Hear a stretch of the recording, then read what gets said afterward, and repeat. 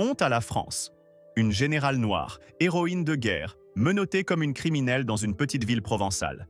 Avant de plonger dans cette histoire qui vous fera bouillir de rage, si vous êtes prêt à vibrer avec la vérité, laissez un commentaire avec le chiffre 1, abonnez-vous à la chaîne et si ça ne vous plaît pas, un like pour le courage de raconter.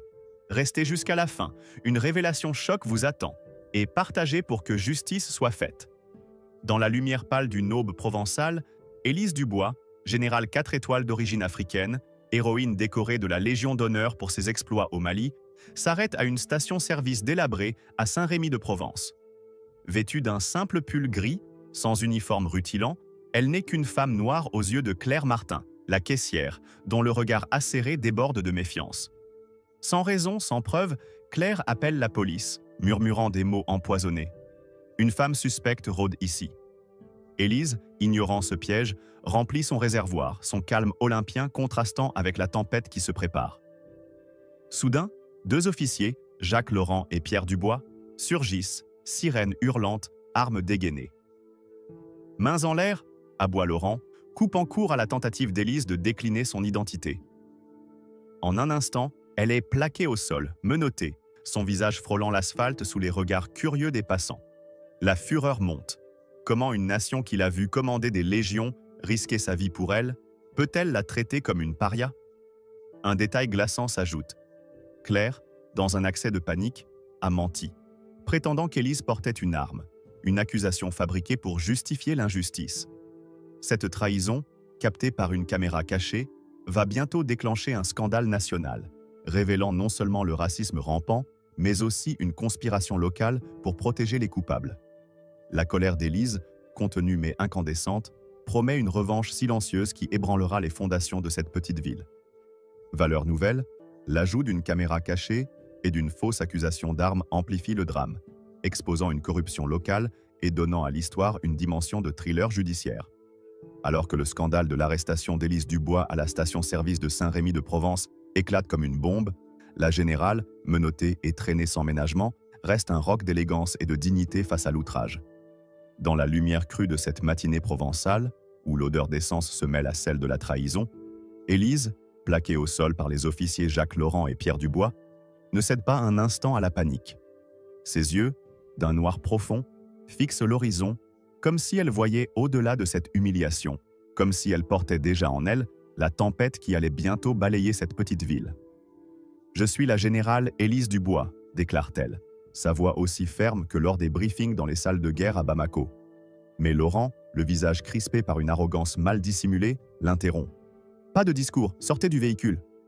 Sans attendre, il l'arrache de sa voiture, les menottes claquent sur ses poignets et le bitume brûlant mord ses genoux. La foule, figée, regarde cette femme noire, héroïne de la nation, traitée comme une criminelle de bas étage. Une colère sourde gronde dans l'air, mais Élise, elle, reste immobile, son silence plus assourdissant que n'importe quel cri. Ce n'est pas seulement une arrestation, c'est une profanation.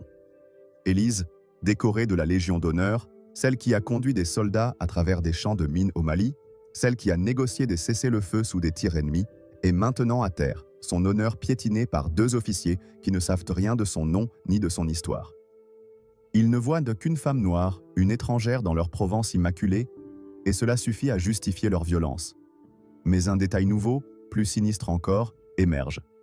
L'un des officiers, Pierre Dubois, porte sur son badge une épinglette discrète, symbole d'un groupe local connu pour ses idées xénophobes. Ce n'est pas un hasard, ce n'est pas une erreur.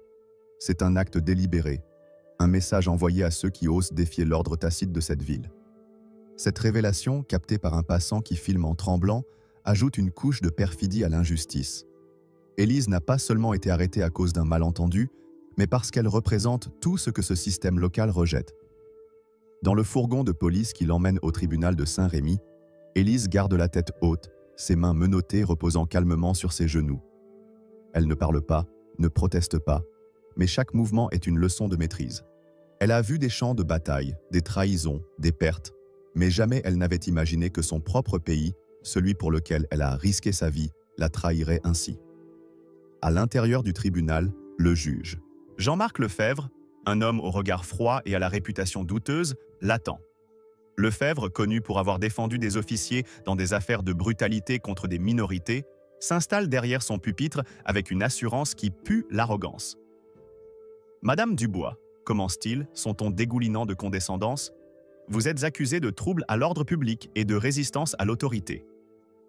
Élise, toujours en civil, ne scie pas.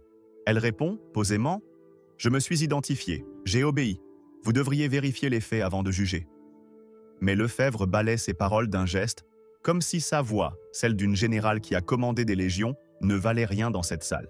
Ce qui rend cette scène encore plus révoltante, c'est l'indifférence calculée du juge. Des rumeurs circulent déjà dans Saint-Rémy. Lefebvre aurait des liens étroits avec des figures influentes de la ville, celles-là même qui tolèrent, voire encouragent, les préjugés raciaux dans les forces de l'ordre local. Cette connexion, bien que discrète, est un fil conducteur dans l'histoire, un fil que la vidéo d'Antoine, le jeune témoin, commence à tirer. Postée sur les réseaux sociaux, la séquence devient virale en quelques heures, enflammant la colère des Français, des vétérans aux étudiants. Les commentaires fusent, « C'est une honte nationale », s'écrie un ancien soldat. Cette femme a sauvé des vies pour la France et voilà comment on la remercie. La vidéo, brute et implacable, montre non seulement l'arrestation, mais aussi un échange furtif entre Laurent et Dubois, où l'un murmure « Ça leur apprendra à venir ici ». Cette phrase, captée par miracle, devient l'étincelle d'une indignation nationale. Élise, assise dans une cellule austère du tribunal, ne sait rien de ce tumulte.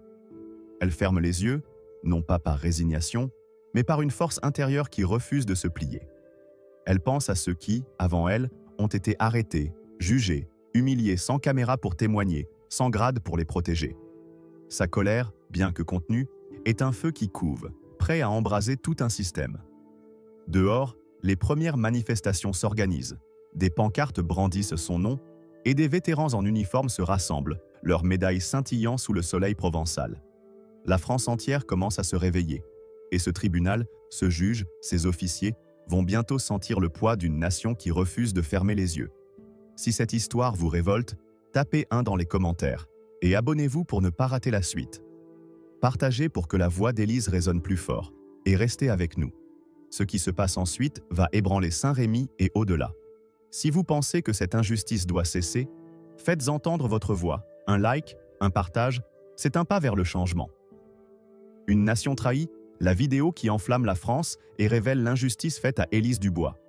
Alors que le fourgon de police s'éloigne dans un crissement de pneus, emportant Élise Dubois menottée vers le tribunal de Saint-Rémy de Provence, une tempête silencieuse se déchaîne au-delà des murs de cette petite ville. La vidéo tournée par Antoine, un adolescent de 16 ans aux mains tremblantes, éclate comme une grenade sur les réseaux sociaux. En quelques heures, l'image d'une générale 4 étoiles, héroïne de guerre, plaquée au sol comme une vulgaire criminelle, se répand à travers la France, de Paris à Marseille, de Lyon aux confins de la Bretagne. Chaque vue, chaque partage, chaque commentaire attise une colère collective, une indignation qui gronde comme un orage prêt à éclater. Ce n'est pas seulement Élise qu'on humilie, c'est l'honneur même de la nation, piétiné par ceux censés le protéger. Dans les cafés, les foyers, les casernes, les Français s'arrêtent, les yeux rivés sur leurs écrans, incapables de détourner le regard de cette injustice criante. Une question brûle toutes les lèvres. Comment une femme qui a risqué sa vie pour la France peut-elle être traitée comme une menace dans son propre pays? Antoine, dont le courage involontaire a capturé cette scène, ne savait pas qu'il venait de déclencher une révolution. Sur la vidéo, on voit Élise, digne même dans ses menottes, fixant les officiers Jacques Laurent et Pierre Dubois avec un regard qui ne vacille pas. Mais un détail, presque invisible au premier regard, fait basculer l'histoire dans une dimension encore plus sombre. L'épinglette xénophobe sur l'uniforme de Dubois, un symbole discret mais chargé de haine, est repéré par un internaute averti. Ce n'est pas une simple arrestation, murmure-t-on. C'est une attaque ciblée, orchestrée par des forces locales aux préjugés enracinés. Puis, une seconde révélation fait monter la fureur d'un cran. Un audio, extrait d'une caméra de surveillance de la station-service, capte Claire Martin, la caissière, chuchotant à un collègue avant d'appeler la police. Elle n'a rien fait, mais il faut leur montrer qu'ils ne sont pas les « easy ». Bienvenue ici. Cette phrase froide, calculée, devient le carburant d'une indignation nationale, transformant la vidéo en une arme qui expose non seulement l'injustice contre Élise, mais aussi un réseau de complicité dans cette ville. Sur les réseaux, les hashtags Justice pour Élise et Jao honte à Saint-Rémy explosent. Les vétérans, en uniforme, partagent des photos d'Élise lors de cérémonies à l'Arc de Triomphe, saluant le drapeau tricolore ou serrant la main de présidents alliés. « C'est la générale Dubois !»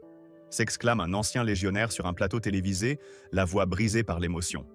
Elle a porté 3 soldats blessés à travers un champ de mines au Mali, et maintenant, on la traîne dans la boue? Les médias, d'ordinaire prudents, ne peuvent ignorer l'ampleur du scandale.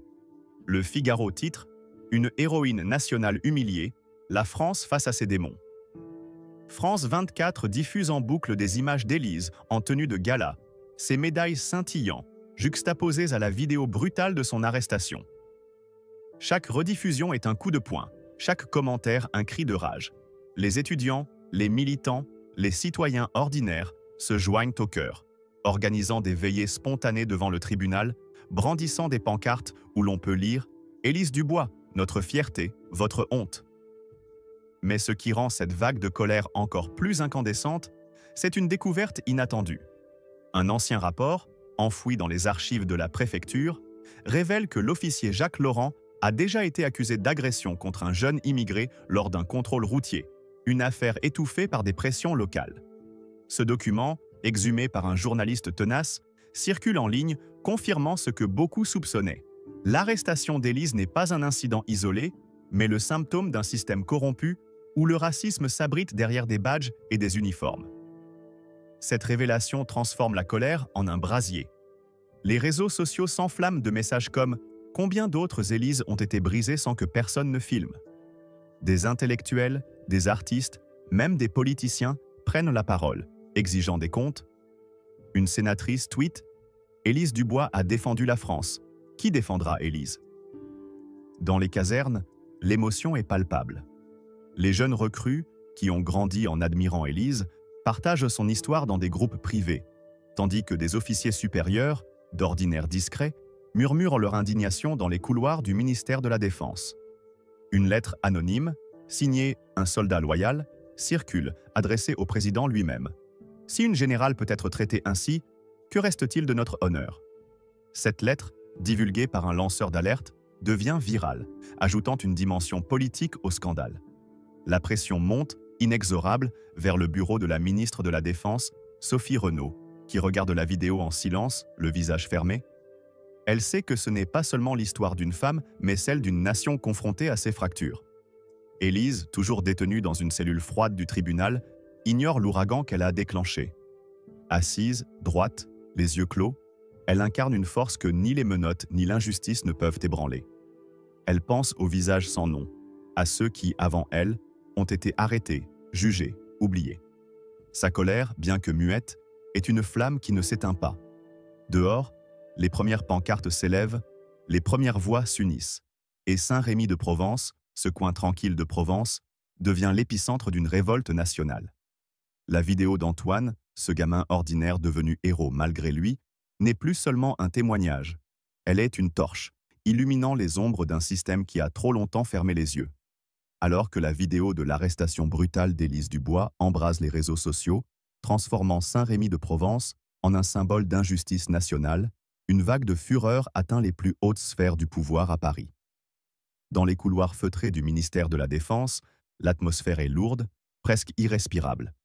La ministre Sophie Renaud, visage fermé, visionne en boucle les images insoutenables. Élise, générale 4 étoiles, héroïne de la Légion d'honneur, menottée, plaquée au sol par 2 officiers arrogants, Jacques Laurent et Pierre Dubois, sous le regard complice d'une caissière, Claire Martin, dont les mensonges ont déclenché ce scandale. Chaque frame de la vidéo est un coup porté à l'honneur de la France, un affront à ceux qui, comme Élise, ont tout sacrifié pour la patrie. La colère de Renaud n'est pas bruyante. Elle est froide, précise, comme une lame prête à trancher. Mais ce qui fait bouillir le sang, c'est une découverte choquante. Un dossier confidentiel, exhumé par un officier loyal, révèle que l'arrestation d'Élise était planifiée, orchestrée par un cercle influent de Saint-Rémy, décidé à remettre à leur place ceux qui, comme elle, osent briser leur vision étriquée d'une Provence homogène. Dans les bureaux du ministère, les téléphones sonnent sans relâche. Les généraux, habituellement stoïques, laissent transparaître leur rage. C'est une trahison, s'écrie un colonel, poing serré, en apprenant que l'épinglette xénophobe portée par Pierre Dubois est liée à un groupe local connu pour ses provocations racistes. Ce n'est pas un simple incident, mais un acte délibéré, un message envoyé à Élise et à tous ceux qui lui ressemblent. La ministre Renaud, connue pour son sang-froid, sent une colère rare monter en elle. Elle convoque son état-major dans une salle sécurisée où un écran projette la vidéo d'Antoine, désormais vue par des millions de Français. « Cette femme a sauvé des vies pour nous », dit-elle, sa voix tremblante d'indignation contenue. Et c'est ainsi que Saint-Rémy la remercie. Un silence pesant suit, brisé seulement par le clic d'un stylo. Puis, elle passe un appel, un seul, directement au président de la République. Les mots qu'elle prononce ne laissent pas place à aucun doute. « Monsieur le Président, si nous laissons cela impuni, nous trahissons tout ce pourquoi Élise Dubois s'est battue. » Pendant ce temps, à Saint-Rémy, Élise reste dans sa cellule, ses menottes enfin retirées, mais son esprit toujours enchaîné par l'injustice. Elle ne sait rien de l'ouragan qui se prépare, mais son calme est une arme, une force que ni le juge Jean-Marc Lefebvre ni les officiers ne peuvent comprendre. Lefebvre, dans son bureau, sent la pression monter. Les murmures d'une intervention imminente du ministère parviennent à ses oreilles, et son assurance vacille. Il sait que sa réputation, déjà entachée par des affaires passées où il a défendu des officiers brutaux, est en jeu. Mais ce qu'il ignore, c'est un détail explosif. Un ancien subordonné de Dubois, un policier repenti, a contacté un journaliste de Mediapart, révélant que l'arrestation d'Élise faisait partie d'un plan pour intimider les minorités dans la région. Ce témoignage, encore confidentiel, est une bombe à retardement, prête à faire voler en éclats la façade respectable de Saint-Dolalas. Dans les casernes, l'émotion est à son comble. Les jeunes recrues, formés sur les récits des exploits d'Élise au Mali, partagent des anecdotes sur sa bravoure. Comment elle a marché à travers un champ de mines pour sauver un soldat blessé? Comment elle a tenu tête à des chefs d'État lors de négociations internationales? Ces histoires, transmises comme des légendes, contrastent violemment avec l'image d'une Élise menottée, humiliée. Un général à la retraite, dans une interview télévisée, déclare, les larmes aux yeux, « Cette femme est l'âme de notre armée, et ils l'ont traitée comme une ennemie. » Sa voix, brisée, résonne dans les foyers français, attisant une fureur collective. Sur les réseaux, les hashtags Orzie Libérez Élise et Yankale Justice pour Dubois dominent, accompagnés de montages montrant Élise en uniforme, saluant le drapeau, puis en civil, à terre, sous les bottes des officiers. Chaque image est un cri, chaque partage un appel à la révolte. La ministre Renaud, informée du témoignage du policier repenti, décide d'agir. Elle ordonne une enquête militaire immédiate, dépêchant une équipe d'officiers juridiques à Saint-Rémy. Mais ce qui rend cette intervention encore plus dramatique, c'est son geste personnel. Elle appelle directement le juge Lefebvre. Dans un échange tendu, sa voix coupe comme du verre. « Monsieur le juge, vous avez 5 minutes pour libérer la générale Dubois et présenter des excuses publiques, ou la France entière saura ce que votre tribunal cache. » Lefebvre blême, tente de bafouiller une défense, mais Renaud l'interrompt. « Vous ne comprenez pas, n'est-ce pas? Ce n'est pas seulement Élise que vous avez humiliée, c'est la République elle-même. » La ligne se coupe, laissant le juge face à un choix impossible, obéir ou affronter les conséquences d'un scandale national. Dehors, les manifestations grossissent. Des vétérans en uniforme, des étudiants, des familles se rassemblent devant le tribunal, leurs pancartes brandissant des slogans comme « Élise Dubois, notre héroïne, votre honte ». La colère est palpable, mais organisée, canalisée par un désir de justice. Un jeune caporal, présent dans la foule, murmure à un ami « Si elle peut rester droite dans une cellule, nous pouvons tenir bon ici ». Cette phrase, captée par un micro, devient virale, symbolisant la résilience inspirée par Élise. À Paris, l'Élysée suit l'affaire de près, conscient que ce scandale pourrait redéfinir le débat sur le racisme en France. La ministre Renaud, en raccrochant, sait que l'histoire d'Élise n'est plus seulement celle d'une générale, c'est celle d'une nation forcée de regarder ses blessures en face. Alors que l'appel implacable de la ministre de la Défense, Sophie Renaud, résonne encore dans les oreilles du juge Jean-Marc Lefebvre, le tribunal de Saint-Rémy de Provence devient le théâtre d'une confrontation où l'injustice se heurte à la vérité. La vidéo virale d'Élise Dubois, générale 4 étoiles humiliée, menottée et traînée comme une criminelle, a mis le feu aux poudres, transformant une petite salle d'audience en un champ de bataille morale. Les murs de pierre du tribunal semblent trembler sous le poids des regards, ceux des spectateurs, des journalistes et bientôt d'une délégation militaire qui s'avance avec une détermination froide. Mais ce qui fait monter la tension à son paroxysme, c'est une révélation fracassante. Un enregistrement clandestin, fourni par un employé du tribunal, capture une conversation entre Lefebvre et un notable local, révélant que l'arrestation d'Élise était non seulement motivée par le racisme, mais aussi par une tentative de protéger des intérêts politiques locaux. Cette preuve, encore secrète, est sur le point de faire basculer l'audience en un scandale national, exposant un réseau de corruption qui dépasse les frontières de Saint-Rémy. Dans la salle d'audience, Élise Dubois, toujours menottée, est escortée sous les regards lourds. Elle entre, tête haute, son regard perçant ne trahissant ni peur ni colère, mais une dignité qui fait vaciller l'assurance de ceux qui l'entourent. Le juge Lefebvre, derrière son pupitre, ajuste nerveusement ses lunettes, conscient que l'appel de la ministre Renaud a changé la donne. Sa voix, habituellement autoritaire, tremble légèrement lorsqu'il ouvre la séance. « Madame Dubois, vous êtes accusée de trouble à l'ordre public. » Mais avant qu'il ne puisse continuer, un murmure parcourt la salle. La porte s'ouvre brutalement et le colonel André Moreau, flanqué de 2 officiers juridiques en uniforme, fait irruption. Leur présence, imposante, silencieuse, est un défi muet à l'autorité du juge. Moreau, regard d'acier, fixe Lefebvre sans ciller, comme s'il voyait à travers l'homme et son système corrompu. La foule retient son souffle, sentant que ce moment marque un tournant irréversible. Ce qui rend cette scène encore plus explosive, c'est l'arrivée d'un témoin inattendu, un ancien policier, Michel Garnier, qui a travaillé sous les ordres de Jacques Laurent, l'un des officiers responsables de l'arrestation d'Élise. Garnier, rongé par la culpabilité, s'avance pour témoigner.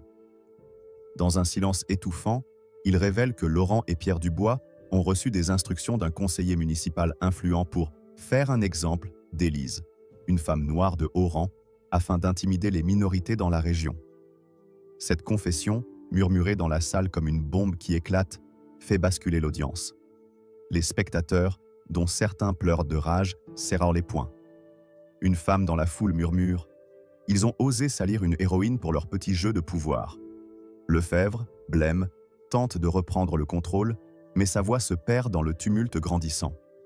La colère, jusque-là contenue, explose comme une vague déferlante, alimentée par l'idée qu'une générale décorée, une femme qui a risqué sa vie pour la France, a été ciblée non pas par erreur, mais par calcul. Élise, immobile, écoute le témoignage de Garnier sans un mot. Son silence n'est pas celui de la résignation, mais celui d'une femme qui a traversé des champs de bataille et sait que la vérité finit toujours par triompher. Elle pense à ceux qui, avant elle, ont été brisés par des systèmes similaires, sans caméra, sans grade, sans voix. Sa colère, bien que muette, est une flamme qui brûle dans ses yeux, une force qui fait trembler les officiers Laurent et Dubois, assis au fond de la salle, désormais pâles comme des spectres. Ils savent que leur épinglette xénophobe, leur murmure capté et maintenant ce témoignage, les ont exposés à une nation entière. Lefebvre, sentant le sol se dérober sous lui, tente de reporter l'audience, mais Moreau l'interrompt d'une voix tranchante. « Monsieur le juge, la France regarde.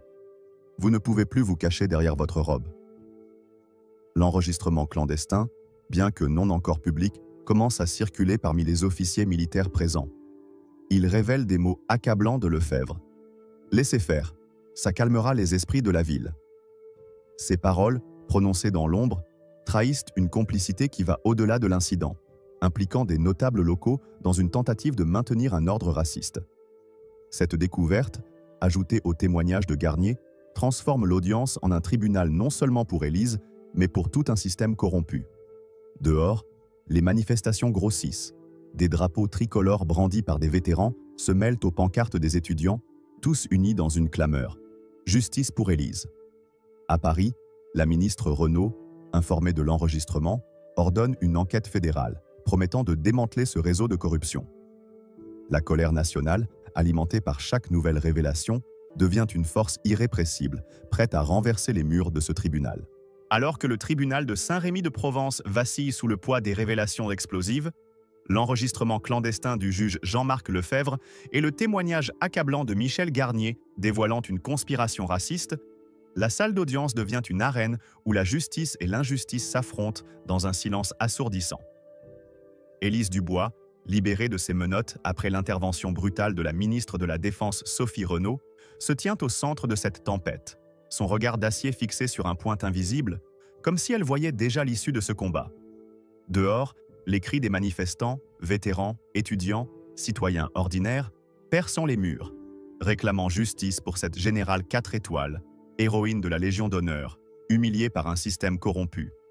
Mais ce qui fait monter la fureur à un niveau incandescent, c'est l'instant où Élise, jusqu'alors silencieuse, se lève pour prendre la parole. Sa voix, calme mais tranchante, va devenir une arme, un couperet prêt à trancher les mensonges qui ont tenté de l'étouffer.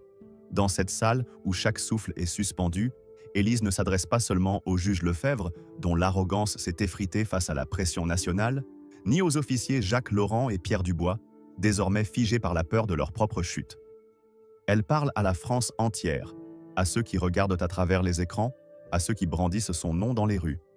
« Je ne suis pas ici pour défendre mon honneur », commence-t-elle, sa voix résonnant comme un tambour de guerre dans le silence. « Mon honneur n'a jamais été taché. Je suis ici pour ceux qui n'ont jamais eu de voix, ceux dont les menottes n'ont jamais été filmées, ceux dont les médailles n'ont pas suffi à les protéger. Chaque mot est un coup, chaque phrase un miroir tendu à une nation qui a trop longtemps détourné le regard. La colère dans sa voix n'est pas explosive, mais profonde, comme un volcan prêt à entrer en éruption. Elle ne crie pas, mais son calme est une tempête, une force qui fait trembler les murs du tribunal. Un détail inattendu intensifie le drame. Au moment où Élise parle, une femme dans l'assistance, une ancienne soldate ayant servi sous ses ordres, se lève, incapable de contenir ses larmes. Elle brandit une photo d'Élise, prise lors d'une mission au Mali, où elle portait un soldat blessé sur son dos à travers un champ de mines. « C'est elle !» s'écrie la femme, la voix brisée. « Elle m'a sauvée, et vous l'avez traitée comme une criminelle. » Cette intervention spontanée, relayée en direct par les caméras des journalistes présents, enflamme les réseaux sociaux, où des millions de Français regardent, horrifiés, la vérité éclater. La photo, partagée des milliers de fois, devient un symbole. Élise, héroïne de guerre, contre Élise, menottée par un système raciste. Ce contraste alimente une rage nationale, une indignation qui transcende les frontières de Saint-Rémy et secoue les fondations de la République. Élise poursuit, implacable, « Vous m'avez appelé une menace.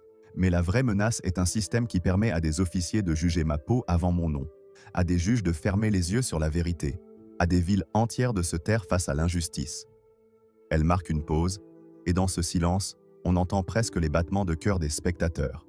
« J'ai servi la France, dit-elle, ses yeux s'arrêtant brièvement sur Lefebvre, qui baisse le regard, mais la France m'a trahi.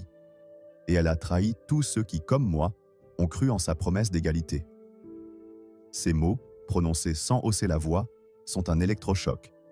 Le colonel André Moreau, toujours présent, serre les poings, tandis que les officiers Laurent et Dubois, acculés, semblent rétrécir sur leurs bancs. Une nouvelle révélation ajoute au scandale. Un document, découvert dans les archives de la mairie, montre que le conseiller municipal impliqué dans l'arrestation d'Élise a financé une campagne pour maintenir une « Provence pure », un projet au relent xénophobe qui visait à marginaliser les minorités dans la région. Cette découverte, murmurée dans la salle par un journaliste infiltré, fait l'effet d'une bombe. Les spectateurs, déjà à cran, murmurent en leur colère. Certains se lèvent, incapables de rester assis face à une telle injustice. Élise, elle, ne fléchit pas. Elle parle des oubliés, des innombrables victimes d'un système qui punit la couleur de la peau avant les actes.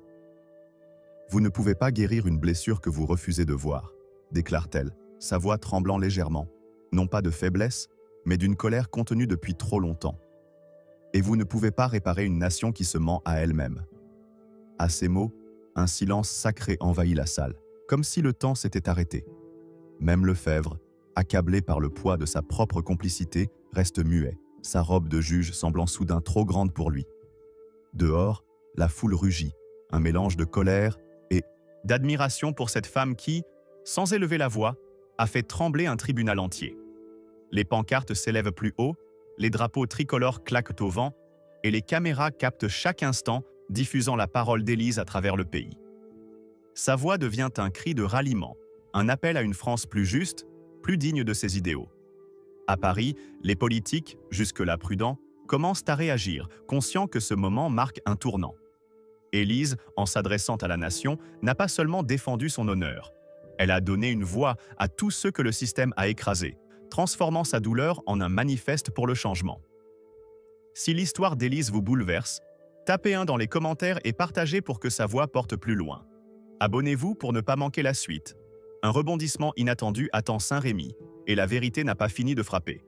Si vous croyez en la justice, un like est un cri pour le changement. Après les mots d'Élise Dubois, qui ont tranché comme une lame dans le tribunal de Saint-Rémy de Provence, la salle d'audience, encore frémissante, devient le miroir d'une France confrontée à ses propres fractures.